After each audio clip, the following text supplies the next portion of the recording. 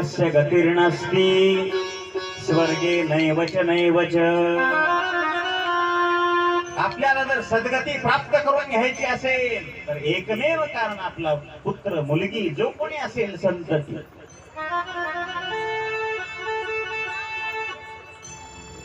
म्हणून आपल्यावर 3 जणांचं ऋण सांगितलेलं आहे शास्त्राने. एक आहे ऋषीचं ऋण, ऋषी म्हणजे संत महात्म्यांचं ऋण. दुसरं आहे भगवंताचं ऋण, देव ऋण. आणि तिसरं आहे पितृ ऋण. या 3 ऋणातून आपण मुक्त व्हायलाच पाहिजे महाराज. भगवंतांनी हा आपल्याला मनुष्य दिलेला आहे कशा करता? परमार्थ करण्याकरता. त्या भगवंताचे उपकार आहे. हा भगवान परमात्मा ही भगवती माता एकाही मनुष्याला उपाशी ठेवत नाही. ही सुद्धा तिची काय आहे? आपल्यावर करुणा आहे, दया आहे. तिचे सुद्धा ऋण आपल्यावरती आहे. हे देवऋण, देव दाखवणारे संत महात्मे आहेत, म्हणून त्या संत महात्म्यांचे सुद्धा ऋण आपल्यावरती आहे. आणि ज्या आई वडिलांनी आपल्याला हा मनुष्य देह दिलेला आहे,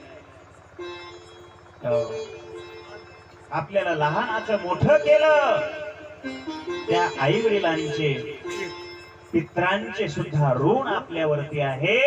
हे 3 ऋण आपल्या मनुष्यावर नेहमी अशा प्रकारचे असतात. म्हणून या तिघांच्या ऋणातून उतराई होण्याकरता आपण साधन केलं पाहिजे. भगवंताची भक्ती केली पाहिजे, संत महात्म्याचं दर्शन घेतलं पाहिजे. आपले जे स्वर्गामध्ये पितृलोक गेलेले आहे त्यांच्या नावानं, त्यांच्या तिथीला अन्नदान व्हावं, नामचिंतन व्हावं. ही पितृ ऋणातून उत्तीर्ण होण्याची काय आहे? एक श्रृंखला सांगितलेली आहे. म्हणून भगवंताला शरण द्यावं.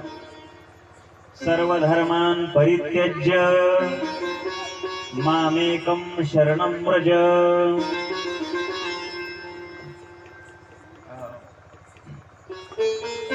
भगवंतांनी सुद्धा सांगितलं भगवंताला शरण जावं. जो त्याला शरण जाईल त्याचं जन्म मरण तो निवारण करेल. जो मज होय अनन्य शरण तयाचे निवारिणी जन्म मरण.